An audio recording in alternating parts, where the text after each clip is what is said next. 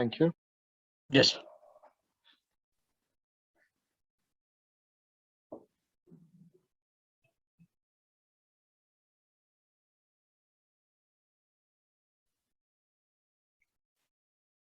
Good morning, good afternoon, good evening to one and all, and welcome to this exciting Global Disability Summit.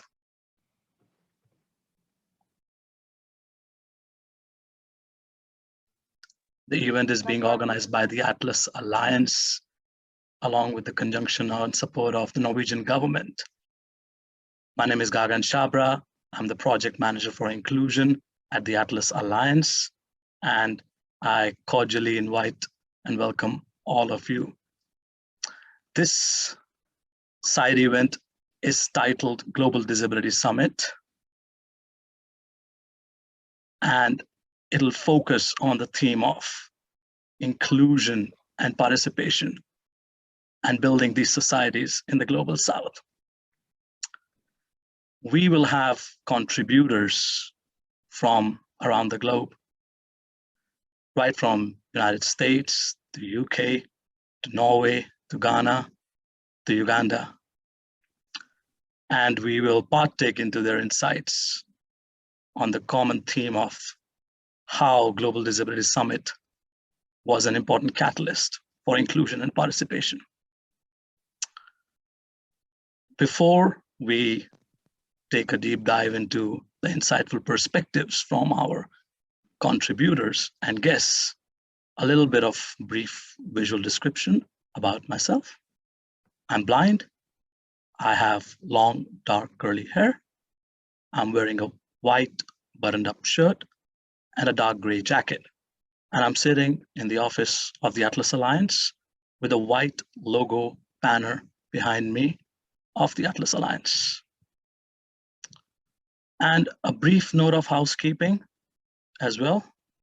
This event is being recorded. We have technical facilitation from Rohit.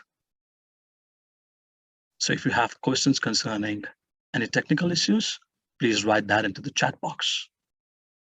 Also, we have international sign language interpretation services. You'll be able to view the ISL interpreter, Mr. RKD. He is spotlighted. In addition to that, we also have closed captioning option. And if you want to activate that, you could click on the link button CC, which is in the bottom right part of the screen. Now, as we all know, Global Disability Summit was a momentous historic event, and it was hosted by the government of Norway, the government of Ghana, and the International Disability Alliance, with Atlas Alliance as one of the major important focus stakeholder. So in order to talk about this significance of this side event and the importance of the Global Disability Summit, I would like to invite our first insightful guest contributor, Marit Surhim. Marit is the Executive Director of the Atlas Alliance. And as I mentioned a few moments ago, Atlas Alliance, in conjunction with the government of Norway, contributed and co-hosted and in the formulation of the Global Disability Summit 2022. Marit will talk about the significance of the GDS and will lay down what is going to come in this event moving forward. Marit, the floor is yours. Thank you. Thank you very much, Gagan. And thank you everyone for listening and for being part of this side event. I want to wish you all a very warm welcome. It is a pleasure to welcome you to this side event, hosted by the Atlas Alliance, as Gagan said, and with the support of the International Disability Alliance and the Norwegian government. The Global Disability Summit 2022 was a success and delivered very tangible results. It succeeded in mobilizing broadly among governments, multilateral actors, NGOs, DPOs, and other stakeholders. And more than 7,000 participated, and very strong and clear messages were delivered from high-level speakers. More than 1,400 commitments were delivered, and this is a 50% increase compared to the first GDS that took place in London in 2018.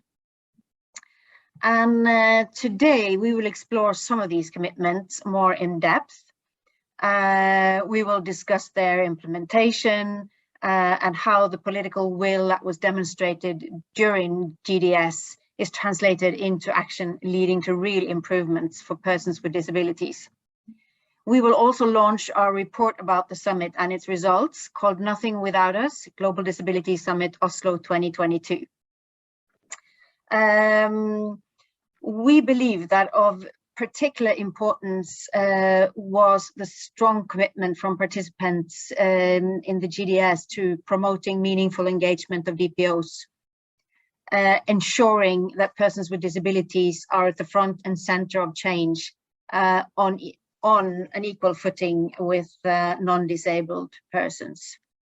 I would also like to underline the importance of making all humanitarian action fully inclusive and accessible to persons with disabilities, and to make sure that they and their organizations are represented where decisions are made on planning and implementation of humanitarian response. Today, we will look more closely into two categories of commitments. First, commitments to secure and enhance meaningful engagement of organizations of persons with disabilities that I already mentioned. And then one of the overarching commitments that are more systemic in nature, namely tracking expenditure in all funding to development and humanitarian assistance. The reason why we have chosen to focus on tracking expenditure to inclusion is that tracking of funding is still far too weak. It is therefore very difficult to establish what percentage of the $180 billion spent annually on international aid is actually inclusive. Until the flow of funding is clear and tracking of inclusion is made possible, it is very hard to establish a baseline and an action plan on how to move forward on inclusion in development and humanitarian aid. Dear all, it is obvious that rights-based inclusive development is the right thing to do, but it is also a must if we as a global community are to deliver on the SDGs by 2030. As DPOs, we will embrace the commitments made at the GDS as the powerful advocacy tools they are, and make sure to hold governments and institutions to account. I will end with a quote from the president of AIDA, Mr. Yanis Varoufakis, that expresses very pertinently where we as a movement need to be heading. During the GDS, he said the following: "Until now, the motto of the disability rights movement was nothing about us without us. But every possible agenda is about persons with disabilities. So simply, we are calling for changing of the motto to nothing without us." And on that note, I say thank you very much, and I'm looking forward to listening to the other contributors and the discussions to come. Thank you all. Thank you, Marit, for such an important accentuation of this message, nothing without us, and also for laying down the important fact that out of $180 billion, which is spent on international aid, a very tiny portion is disability inclusive. And it's so important if we want to achieve meaningful engagement and meaningful participation for persons with disabilities, that we ensure that they are included in all discussions, in all fora, and UN COSP is an important fora. So on that note, I would like to give a brief presentation about an important barrier which excludes persons with disabilities from full and effective participation. The barrier is attitudinal barriers, stigma, discrimination, and ableism. And we all know that the United Nations Convention on the Rights of Persons with Disabilities categorically says that one of the barriers which impedes the full and effective participation for persons with disabilities is the attitudinal barriers. It talks about creating awareness on the themes of disability, ensuring that persons with disabilities are not treated unfairly, unequally. And we know that the London Charter for Change, which was an important visionary document culminating out of the Global Disability Summit 2018, categorically said in the goal 3 that we as state parties and we as stakeholders will ensure that we combat stigma, combat discrimination, challenge negative attitudes and harmful practices, and create meaningful engagement and inclusion for persons with disabilities. And we also observe that in the chairperson's address in the end of Global Disability Summit 2022, this point was reiterated that yes, attitudinal barriers lead to exclusion, marginalization, and oppression of persons with disabilities from the domain of education, employment, political engagement, socio-cultural discourse. So we would be wondering that this is an important theme, important issue. So there'll be a lot of commitments concerning this.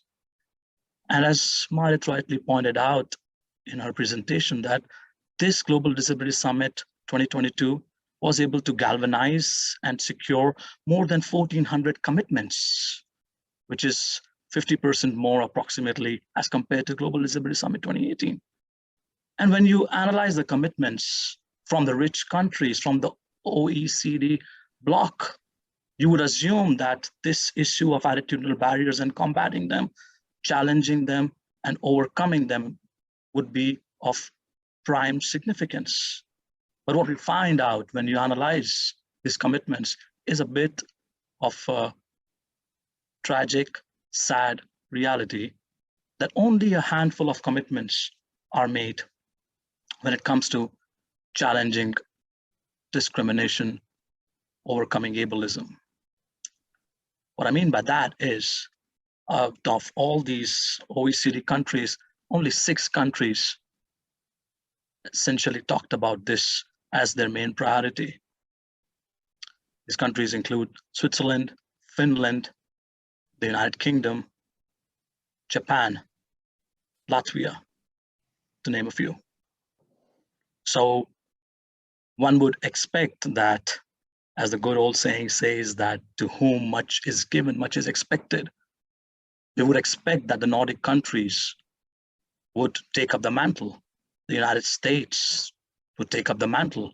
Germany, the next co-host of the Global Disability Summit 2025, will take up the mantle and say that this is an important barrier which has to be lowered if you need meaningful engagement and proper inclusion or mainstreaming of persons with disabilities in society.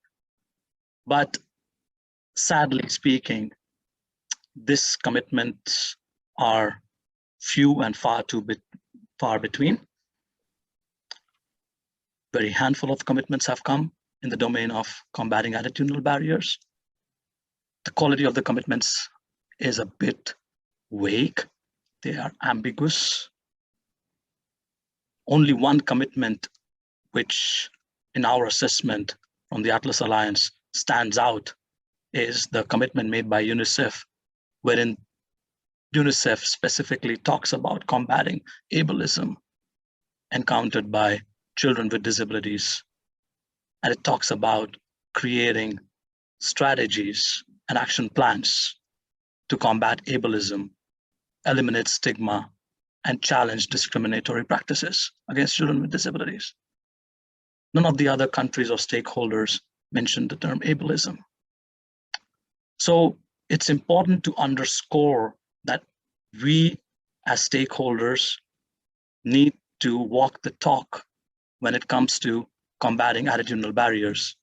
Otherwise, the goal 3 of London Charter for Change, which explicitly talks about eliminating stigma and combating discrimination, or the UN CRPD's principle of nothing about us without us, or the SDGs guiding statement, leaving no one behind, would never be realized.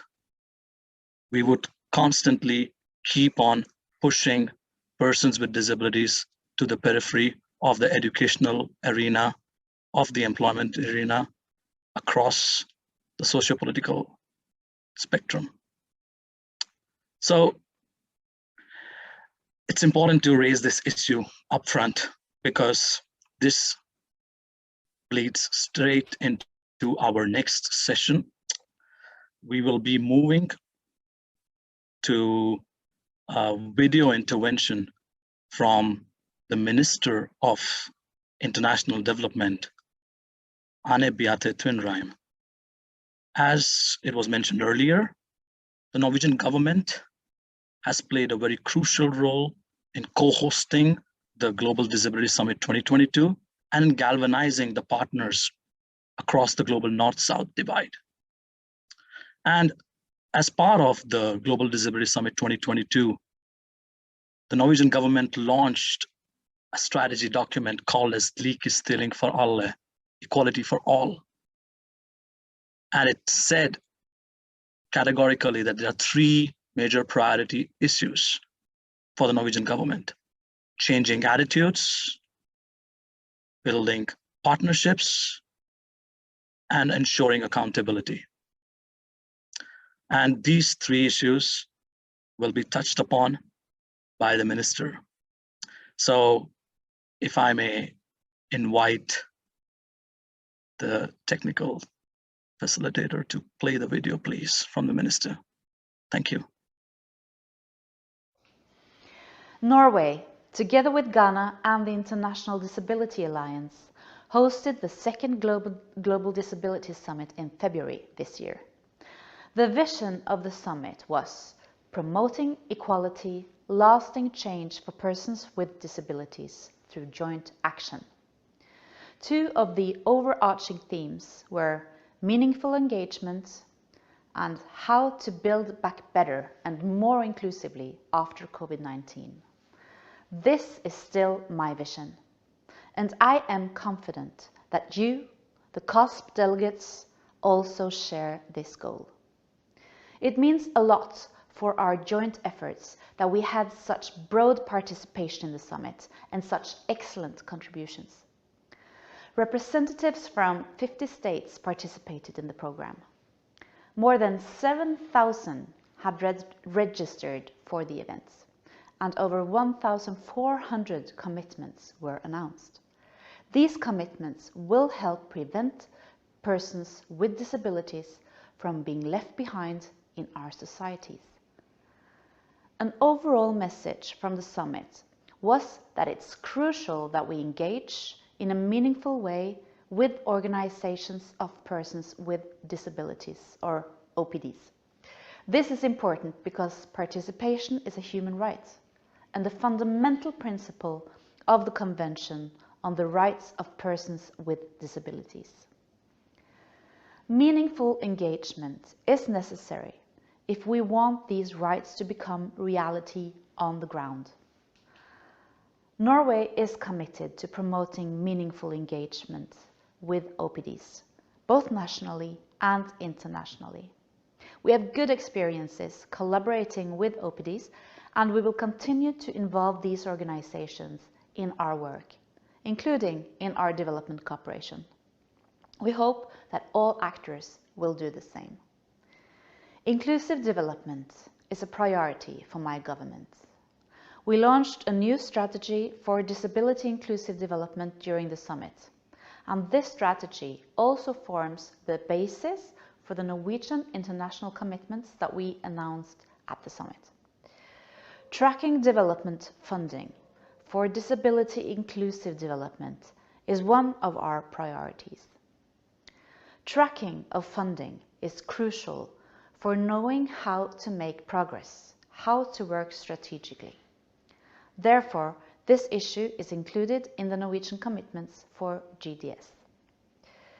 We encourage development partners to increase reporting on and tracking of efforts to promote inclusion of persons with disabilities.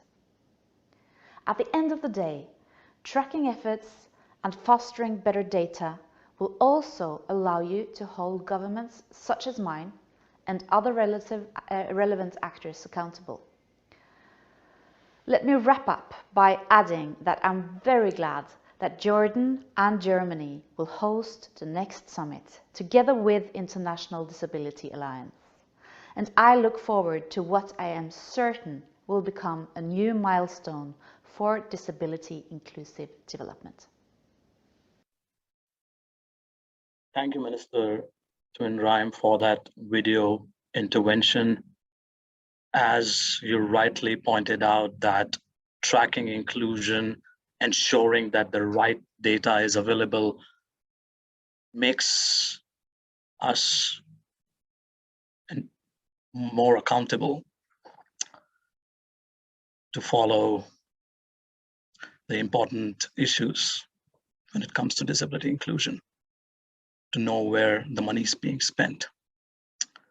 Now, from Norway, we will take a brief virtual flight and head towards the United States and listen to our next speaker, Villani Remengso. Villani is a board member at the International Disability Alliance, and she is also the co-chair for the Pacific Disability Forum. Villani, the floor is yours. Please share your perspectives with regards to the important commitments which have been made, and where do you see there should be improvement? Thank you. Thank you, Gagan. Good morning, good afternoon, or evening to wherever you are, distinguished delegates and colleagues, my fellow brothers and sisters with disabilities, ladies and gentlemen. I'm Villani Remengso. I am from the Pacific, Palau, and I travel all the way far to the east side of the US to come and attend the COSP for this year as part of IDA delegation. As Gagan has explained too, I'm a woman with disability. I have physical disability and I'm using wheelchair just for the benefit of those who don't know me much. Thank you, colleagues at Atlas Alliance, for organizing this event and for promoting the Global Disability Summit mechanism through every channel and opportunity.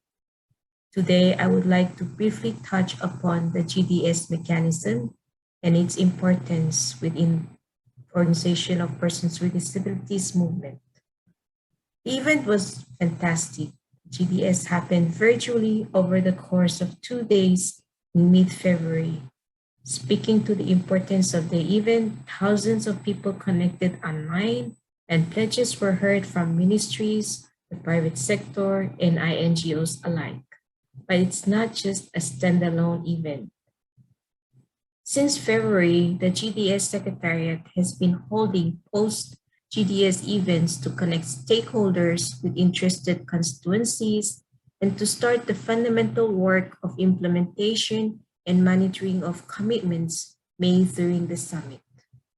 During our workshops, we focused group activities and trainings on how OPDs can be engaged with stakeholders in the implementation of their commitments and in connecting the GDS purpose with concrete activities between one summit and the next one.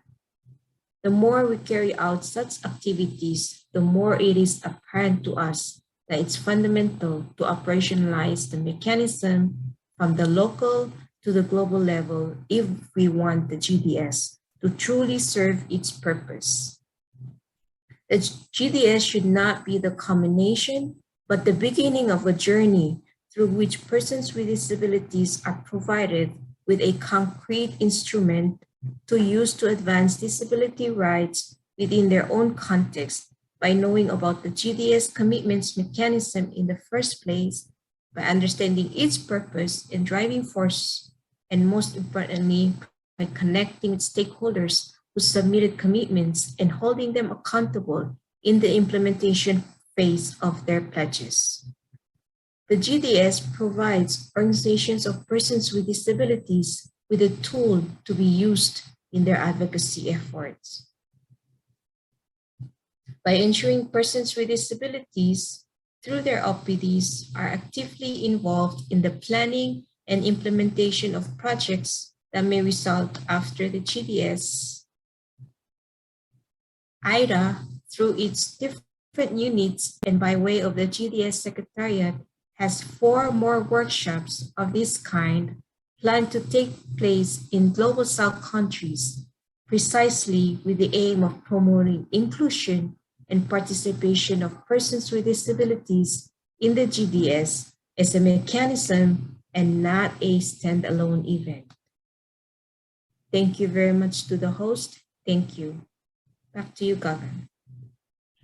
Thank you so much, Welani, for accentuating this important point that GDS is not a culmination, but it's a beginning of a journey wherein we collectively mobilize and undertake disability rights advocacy, a journey wherein we ensure that the projects, policies, programs which are being implemented are disability inclusive. Thank you. Now we will move to our next speaker. He is also from the International Disability Alliance, Mr. Jose Vieira. He's the Director of Policy and Advocacy. Jose was deeply involved in the Global Disability Summit process. So Jose, I hand it over to you. Please enlighten us with your viewpoints concerning the commitments.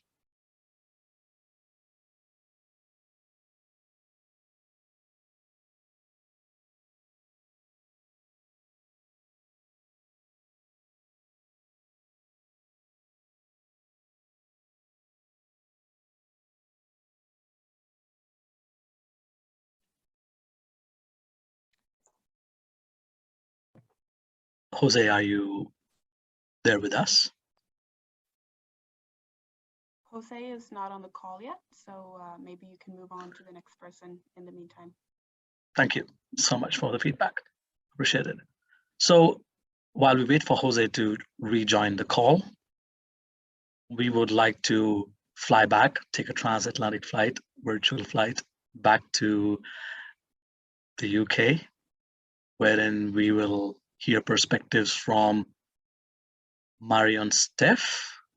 She is the International Cooperation Manager for the European Disability Forum. EDF is a very important stakeholder when it comes to promoting disability rights and disability inclusion, not only in Europe, but beyond. Marion, I hand it over to you. Thank you, Gagan. So thank you for the very nice introduction. Yes, I work at the European Disability Forum, and EDF, or the European Disability Forum, is a regional organization of persons with disability with about 100 members in Europe. The primary role of EDF is to promote the rights of persons with disability in Europe, but also in European international cooperation in humanitarian action. The EU and all its 27 member states have ratified the Convention on the Rights of Persons with Disabilities, the CRPD. So the CRPD, the European Disability Rights Strategy, the EU budget, as well as other EU policies and programs, include obligation to ensure the EU plays a key role as a leading donor and partner in promoting the CRPD globally. At EDF, the organization of the GDS was very important. We were offered this opportunity to organize this regional summit under the auspices of the Global Disability Summit, and we were quite happy to be provided with this offer, and we decided that it was going to be creating massive momentum for our region. We had UN organizations in the European region that were very interesting to host the event, to also push for further commitment within their own organization, but also for the eastern part of Europe and Western Central Asian countries, which are often neglected by donors. So with our European Regional Disability Summit on International Cooperation, which was the 8th of February this year, we were lucky to have, I would say, two types of co-hosts, DPOs, like the Atlas Alliance, IDA, the Norwegian Federation of Organization of Disabled People, or what we call FFO. And then we had the UN organization, so ILO, the UNDP, Europe and Central Asia, the UN Human Rights Regional Office for Europe, UNICEF Europe and Central Asia, and UN CRPD Fund, as well as the WHO Regional Office for Europe. In total, we had 1,008 registration with actually 637 attendees, as well as 20 high-level speakers presenting their political commitments toward the Global Disability Summit. And, you know, for us, it really helped us to raise awareness with the European Commission or with the EU about the fact that we really need to be proactive and to be a leader when it comes to inclusive international cooperation. And of course, the organization of the regional summit, and then after that, the global disability really raised awareness among DPOs in Europe as well. Now, at the Global Disability Summit, we noted important progress for our region in international cooperation. So for the first time, the European Commission took part and presented. This was not the case in 2018 in London, where they simply sent two staff to observe the summit. This time they had 3 high-level policymakers, so 3 commissioners speaking. And then, to be very frank, we spent almost a year at EDF advocating for the EU to take part for the first time in the Global Disability Summit 2022. They also made their first commitment, 27 in total, on inclusive education, on protection, on health, on armed conflict, etc. They also made available 5 million euros to support the UN PRPD, the UN Partnerships on the Rights of Persons with Disabilities. And then what we observed is that we had 4 more European countries that made commitments. So in 2018, we had 4 countries that made commitment. And then in 2020, we had 9: Denmark, Finland, Kosovo, Latvia, Norway, Sweden, Ukraine, and the United Kingdom, as well as the EU, which we count as our 9th country. So I should say that for us, at the European Disability Forum, the GDS is very important. And we hope that for the next one in 2025, we could continue to have the possibility to organize regional summits, because that really helps us in our kind of local, when I say local, it really helps us with our regional advocacy to push the EU, to push the UN institution at the regional level, and of course to raise awareness among our members, the DPUs in Europe. On that note, Gagan, I'm going to stop there, and I'm available if there's any question. Thank you.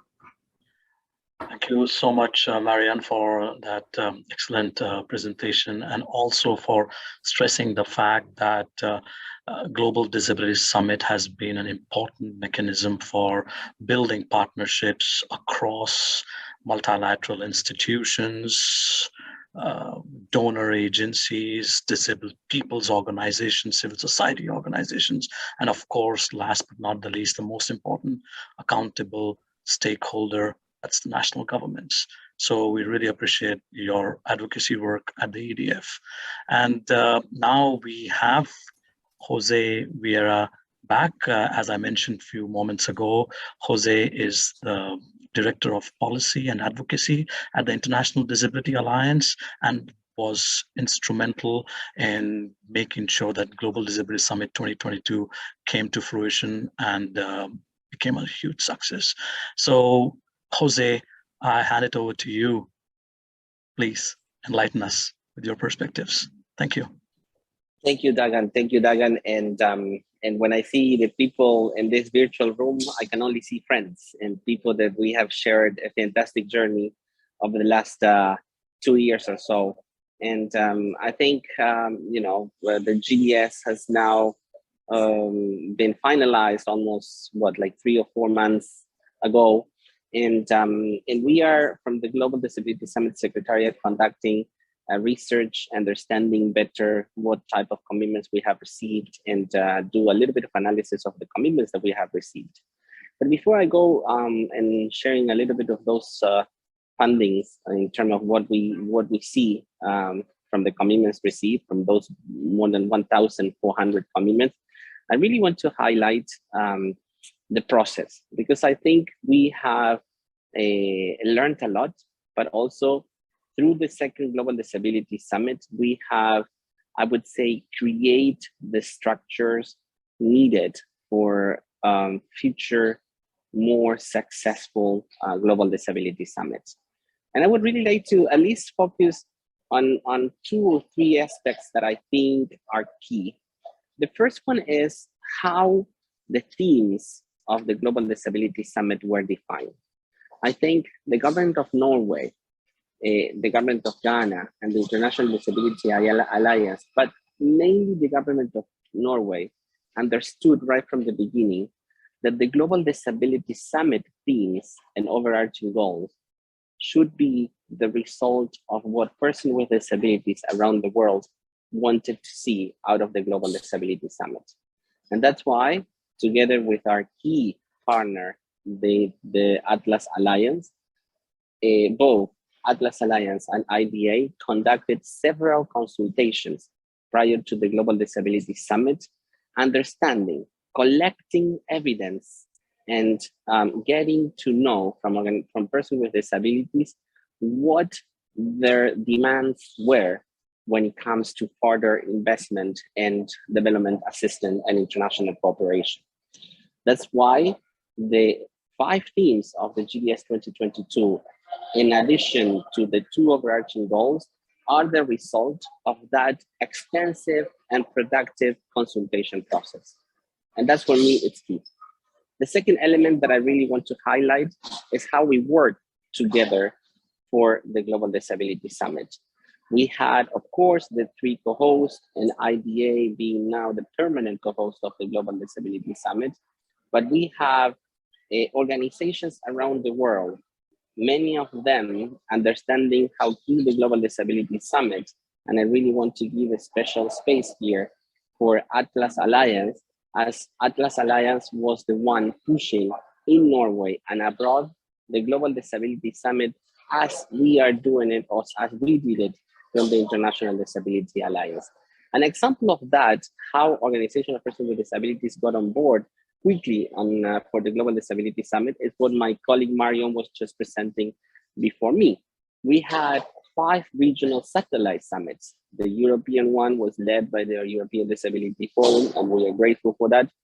But also we have summits in Africa, summits in Asia, summits in the Pacific, 1 summit in Latin America, and all of them were led by Organization of Persons with Disabilities. So I think challenging the COVID, understanding that we had to do a virtual Global Disability Summit, but we wanted to do it in the most inclusive and participatory manner, we managed to have not only 1 global summit, but also 5 regional satellite summits. And that's, again, for me, another key aspect. And the last one that I would like to share with you is who participated in the Global Disability Summit.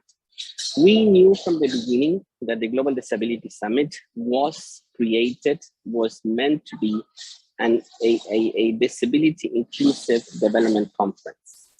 But I think the Global Disability Summit 2022 under the leadership of the government of Norway, who took the huge responsibility, and we are grateful for that as well, to invite world leaders, head of states, ministers, the highest level officials of different UN agencies, proved that the Global Disability Summit is definitely an attractive mechanism for many people around the world, for many world leaders. And I think the program that we managed to put in place for the Global Disability Summit 2022 and the speakers that the government of Norway managed to get for the Global Disability Summit 2022 is a clear example of not how well we did it, but I would say how much is needed when it comes to disability inclusive development to have the highest level representation possible. So I think the Global Disability Summit in general is not only a success for what we achieve, but also what tell us that is needed. And I really want to use these last two words, what is needed, to connect with the analysis of the commitments. We are definitely delighted for the number of commitments that we received, 1,421 commitments. 40% of those are focused on Africa, 25 are targeting global issues, 32% have been made by governments, but definitely we need more and better commitments. We need commitments that also include financial commitments. We need to have commitments that not only illustrates what we are doing, but also is a proof of what more are we willing to do. I think in summary, and I will stop here, the Global Disability Summit was a success. We need to learn, we need to get ready for the next Global Disability Summit. We need to ensure that organizations of persons with disabilities are even earlier engaged in the process. And we need to work now in monitoring the commitments that we have already, but also already we should be advocating for better, more focused, more concrete, more tangible financial, technical commitments if we want to really change the narrative and make the dream true of the Global Disability Summit being a game changer for persons with disabilities. Congratulations to everyone. I think it's also time to celebrate what we achieved. Thanks to the government of Norway, thanks to Atlas, thanks to the government of Ghana, thanks to the Ghana Federation of Disabled People Organizations. Thanks for everybody who made this GDS possible, and over to you, Dana. For highlighting the important issues linked to the process and underscoring the fact that in spite of the fact that we were encountering COVID times, the IDA team, the government of Norway, the government of Ghana came together along with the able support of Atlas Alliance and co-facilitation from Atlas Alliance, and was able to organize the Global Disability Summit digitally and have the 5 regional summit. But I would really want to accentuate the point which you made in the end, which is very crucial, that yes, 1,421 commitments have been received. And that's a great moment of reckoning. But what we need is we need to have more concrete, more tangible, more clear commitments with regards to the money, financial budgetary allocations, as well as the technical support if we want to realize disability inclusive international development aid. So thank you for that, Jose. And now I would like to invite my colleague, Likke Stavnes. She's going to present perspectives linked to the Youth Summit, the Global Disability Youth Summit, because this was an important event with regards to mobilizing youth with disabilities, which are 200 million people across the globe, and how this particular event, which happened before the 2 high-level days of the Global Disability Summit, helped in creating a momentum and helped in reaching out to the grassroots across the globe. So Likke, I hand it over to you. Thank you very much, Gagan. So my name is Lykke Stavnes, and I work at the Atlas Alliance in Oslo as the project advisor for the Global Disability Summit. And as Gagan mentioned, I was also heavily involved in the Youth Summit preparations. And I'll be speaking a little bit about the Youth Summit, part of the GDS 2022 today, and the commitments given towards youth. Quickly, just a description for those of you who can't see. I am wearing a red striped jacket and a black jumper, and I am a white female in my late 30s. So the Global Disability Youth Summit, also called the GDS Youth, was part of the wider Global Disability Summit, and it happened 2 days before the main GDS. The Youth Summit was held on Zoom, and it ran for almost 24 hours. It was co-hosted by the International Disability Alliance, the Atlas Alliance, represented by Youth Mental Health Norway, and UNICEF. The GDS Youth attracted more than 3,000 individuals who joined during the 24-hour virtual journey of panel discussions that consisted mostly of youth with disabilities lifting their most burning issues into the limelight.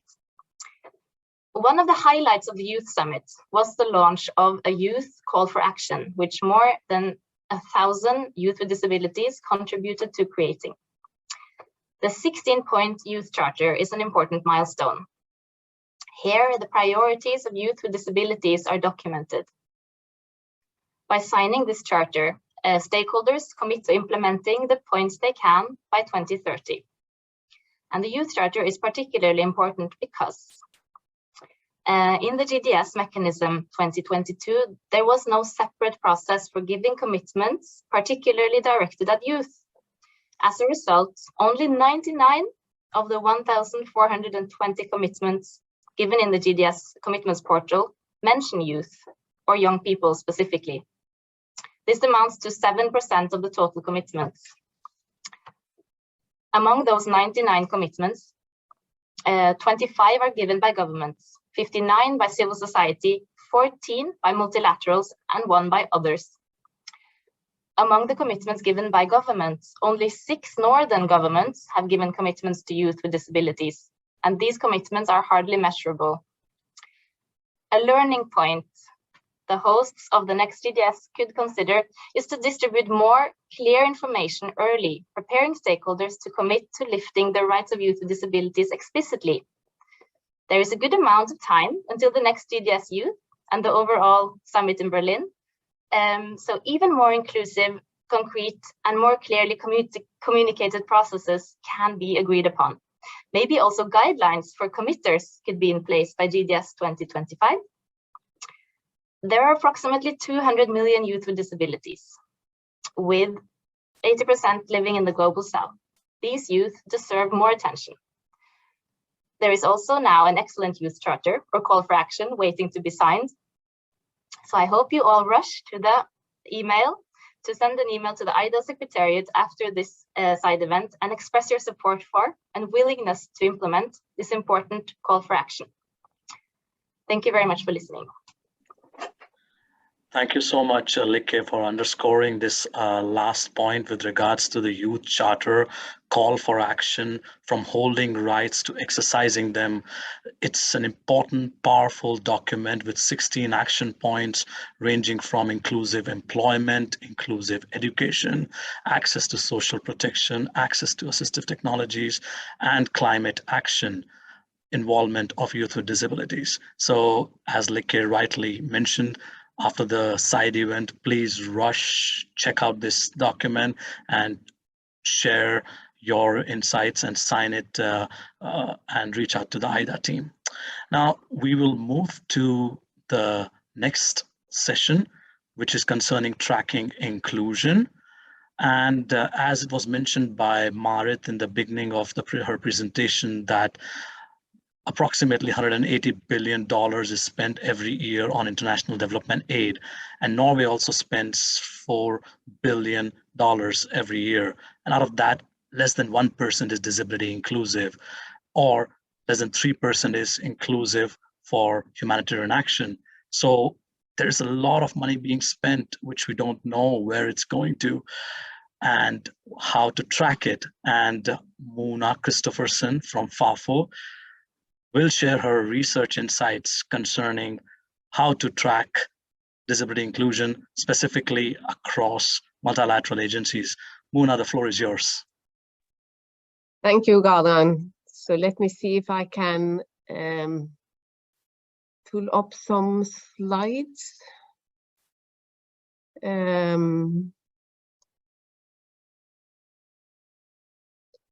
No.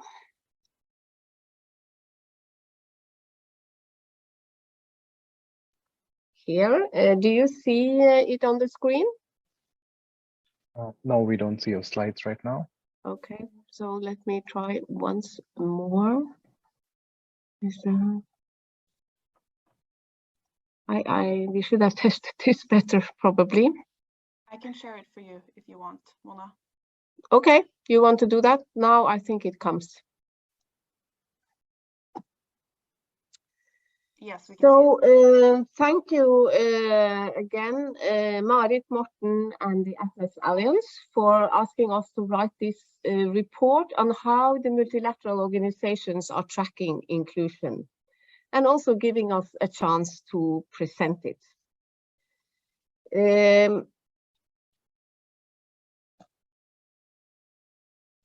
First, I want to specify that this is a rather limited study regarding both resources and time frame. It's not a study of the three multilateral organizations, the World Bank, the UNHCR, and the UNICEF. We have just gathered some examples from these organizations and given them opportunity to explain to us how they report on disability inclusion and to send us their reports. We had no access to internal documents or systems, but approached open, accessible information. We found very little disability inclusion reported, but this does not mean that there are more. Well, I got a question here. Sorry, Mona, there are not more data and results that could be reported, but this is what was available to us now.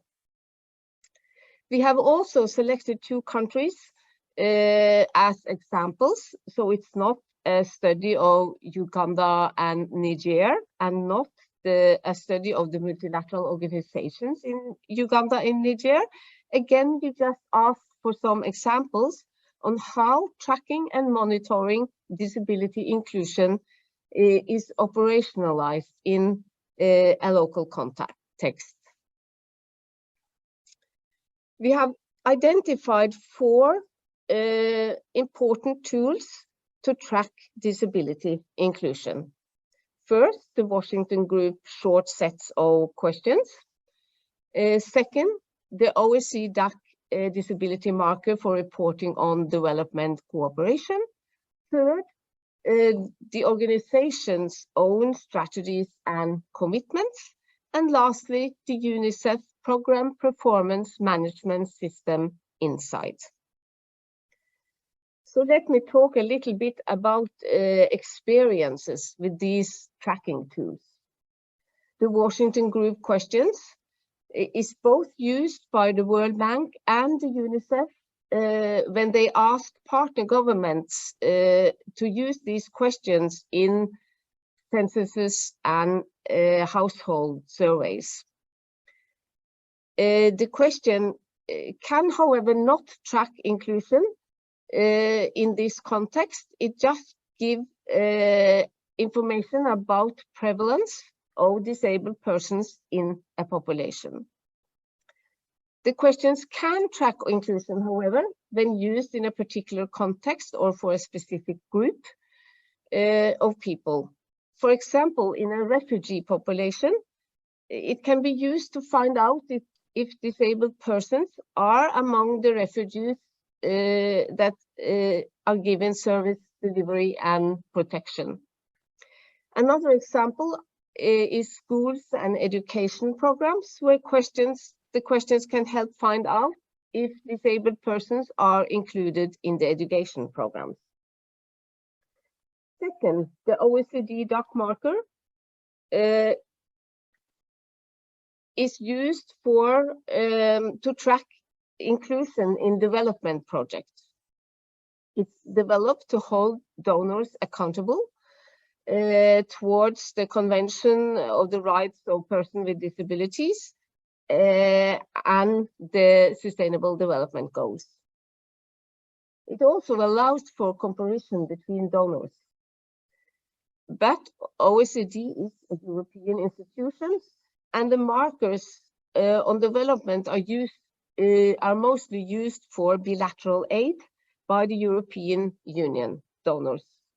It's also used by Australia, Canada, and Norway. But it's not used by the 3 multilateral organizations in our study. However, the UNICEF reports to DAC once a year and can align its results to the DAC marker for interested donors. There are some challenges with the DAC marker. One is that it's applied voluntarily, and it reports on intentions and in plans and not results. For example, Norway in 2019 reported, or 97% of the bilateral projects were not assessed against this marker. Thirdly is the organization's strategies and commitments. For example, the UN strategy for disability inclusion.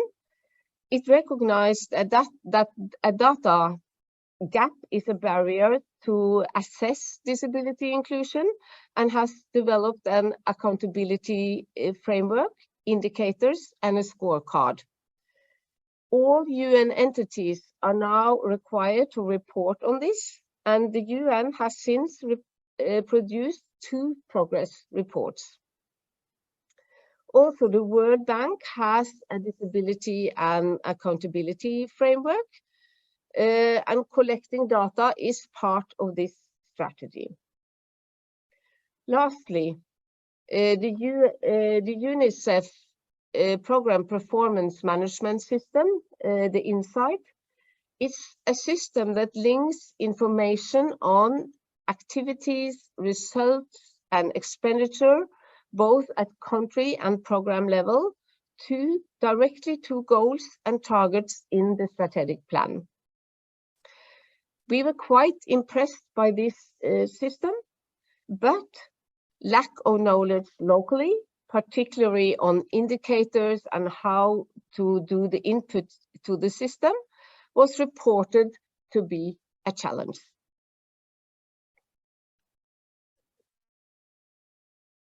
So let me talk about challenges. Lack of knowledge locally was generally a challenge among staff and partners for all the organizations. It's not to say that local staff was not dedicated and knowledgeable, but that they lack knowledge on certain aspects of disability, on the organization's strategies, and use of the monitoring systems. So good tools is not sufficient if staff doesn't know how to use them or how to enter the needed information.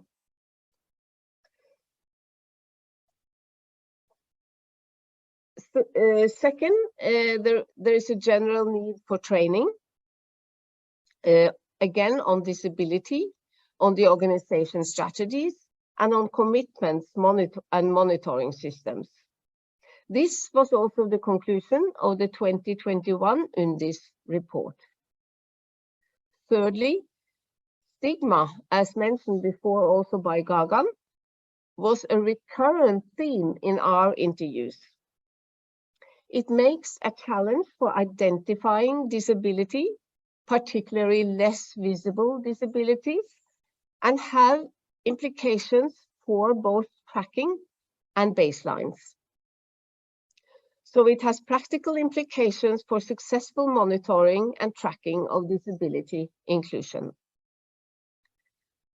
Stigma serves a purpose in a community, particularly a community with limited resources to be distributed among many needs. And we think that stigma can be addressed through reduction of poverty rather than by attitude campaigns. So let me conclude. Efforts to track inclusion has seen some progress since the first Global Disability Summit in 2018. New policies, strategies, and commitments have moved tracking of inclusion forward. For example, Norway, using the DAC marker,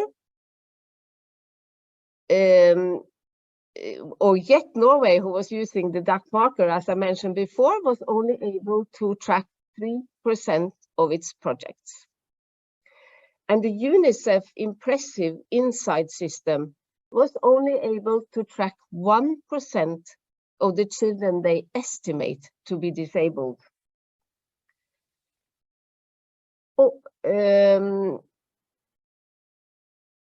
The numbers we found for UNHCR made us able to track about 0.3% of the estimated numbers of refugees with disability. All of this was only for the targeted numbers, and inclusive intervention is missing. The World Bank told us that they were not able to find these numbers at all. So this tells us it's still a long way to go before inclusion of disabled persons in development and humanitarian aid can be tracked. Thank you. Thank you so much, Mona, for that important and illustrative presentation. If you have any questions concerning this presentation, you could reach out to the Atlas Alliance Secretary, and we would ensure that whatever data we could offer, we'll share it with you. And now, since we have heard from Mona with regards to tracking inclusion is difficult, we will take a trip to the Ghana and have our speaker from there, Rita QC Karma. Rita is the Executive Director for the Ghana Federation of Disability Organizations. And Rita will share some perspectives with regards to how meaningful engagement or DPO-led projects are being taken in the Global South context. Rita, could you share your thoughts, please? Thank you. Thank you very much, Gangan, and hello, everyone. I'm happy for this opportunity and speaking on behalf of the Ghana Federation of Disability Organizations. We represented the global community at the national level during the 2022 GDS to mobilize inputs and contributions of persons with disabilities to influence national commitments, to promote the representation and participation of persons with disabilities in the Global Summit so that their voices are heard. So in this process, and my presentation is mainly going to be based on the experience we went through and how that translates into meaningful engagement, so otherwise.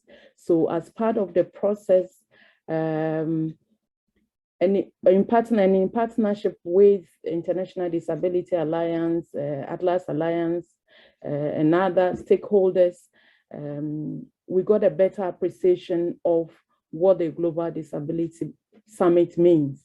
And for us, it was a good step to have that understanding so we could effectively lead OPDs in their contribution or participation at the national level.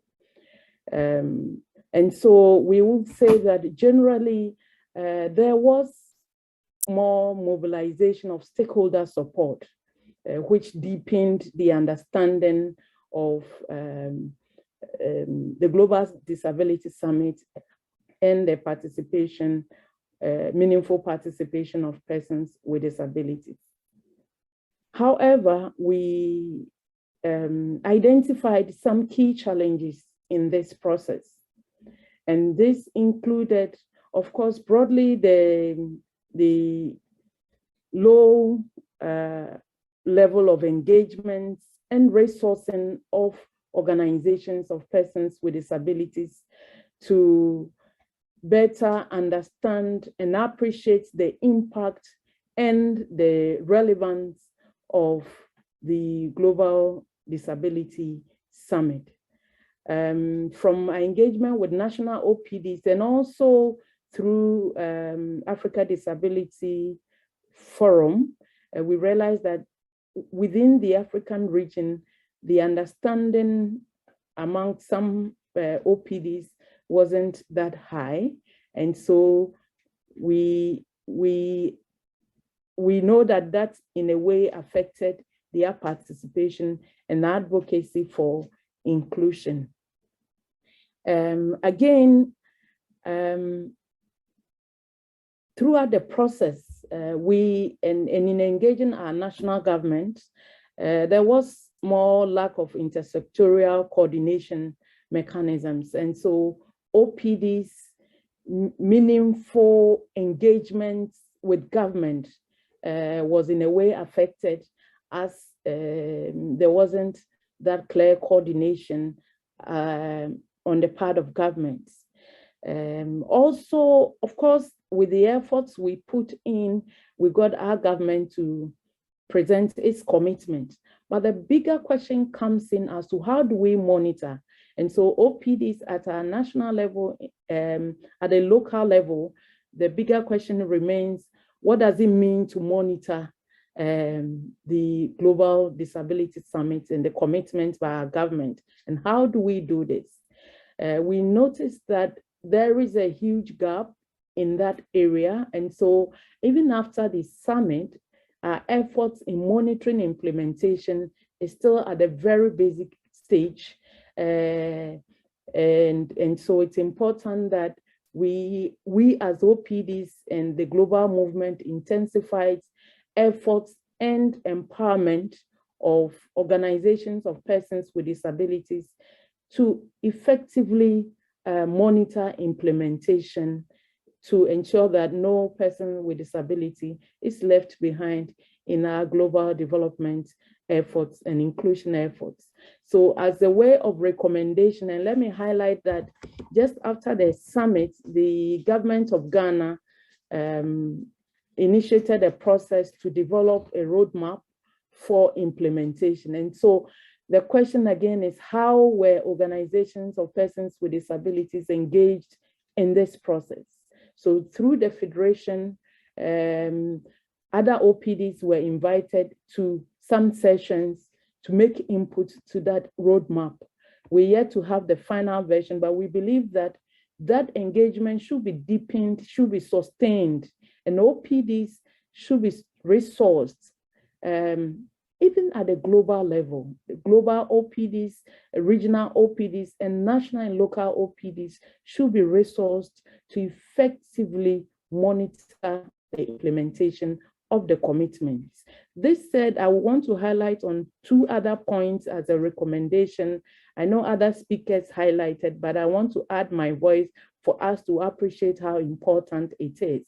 The point on resourcing and or empowering organizations of persons with disabilities to effectively participate in the GDS by providing learning systems, tools, and processes for effective participation and transfer of knowledge or sharing of knowledge to improve on how we organize the summits and how the impact really is broadened to better the lives of persons with disabilities. And lastly, just to recommend that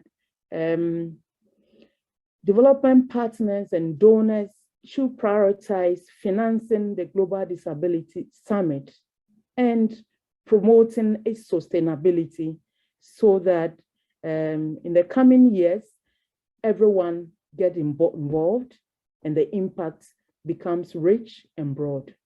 Thank you very much.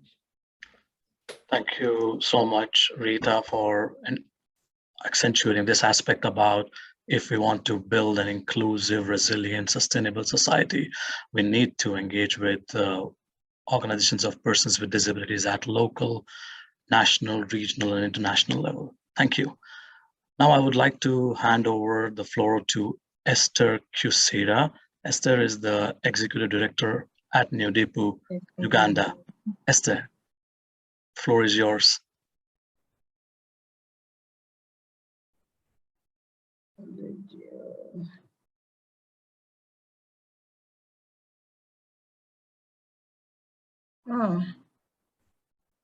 Patricia, come on, sir. Is the video on? Okay, thank you very much.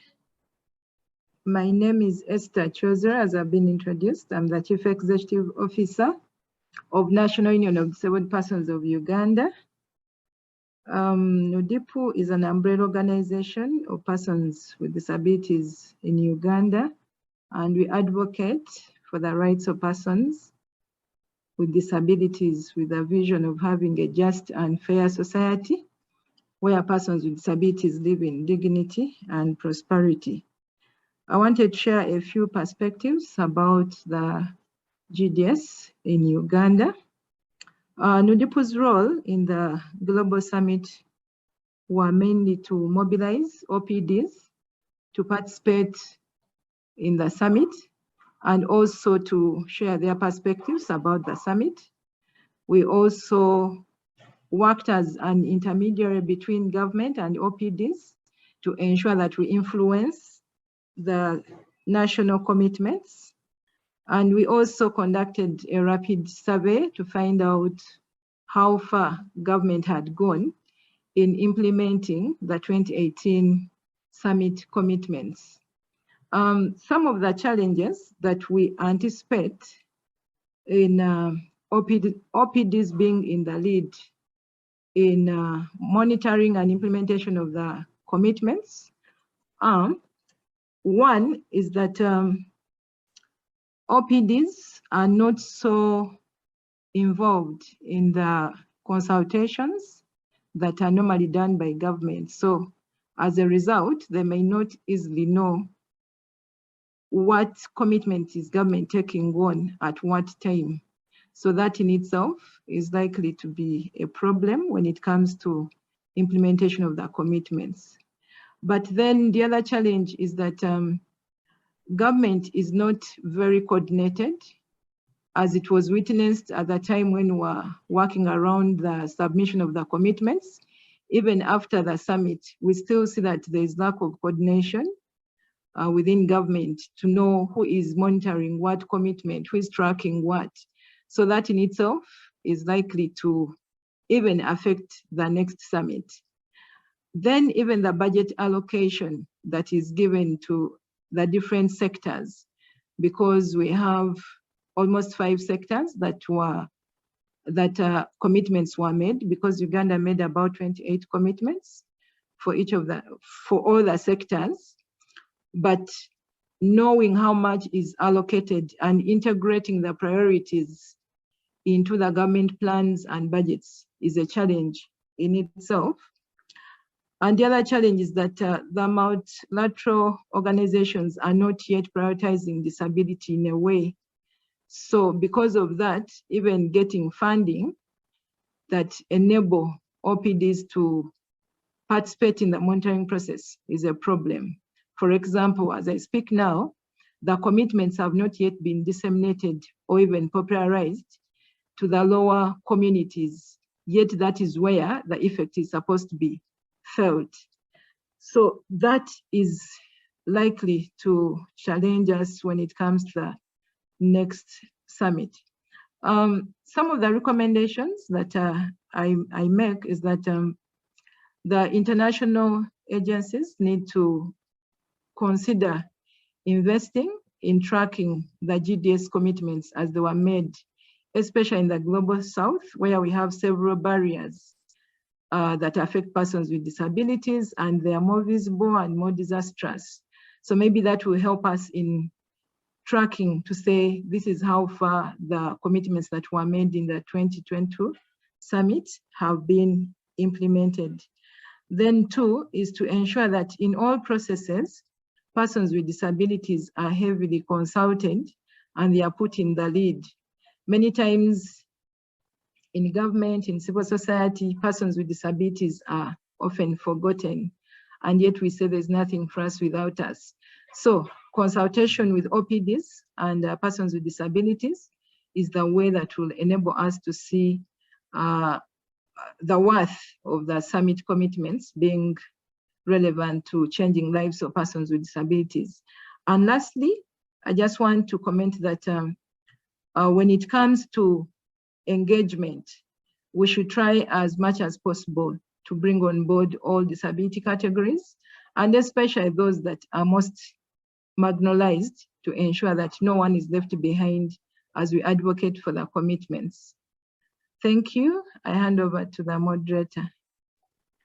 Thank you so much, Esther, for mentioning the fact again that we need to have budgetary allocations. This is where the proof of the pudding is going to be felt the most, as Rita mentioned and Jose mentioned as well, that we need to ensure that national governments allocate budgets and ensure that we have broad-based consultation with DPOs and widespread knowledge dissemination with regards to the commitments if we want to monitor them and track them. So now to our final speaker, Morten Eriksson. Morten is the present policy advisor at the Atlas Alliance and the previous executive director of the Atlas Alliance. And Morten will showcase the report which Marit mentioned, which has been produced, Nothing Without Us. So Morten, I hand it over to you. Thank you.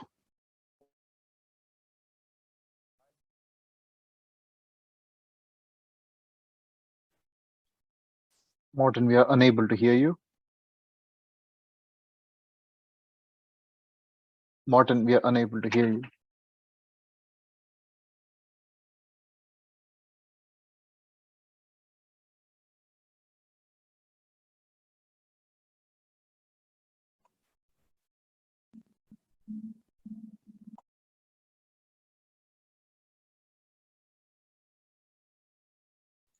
Morten, are you able to hear us? We are unfortunately not able to hear you.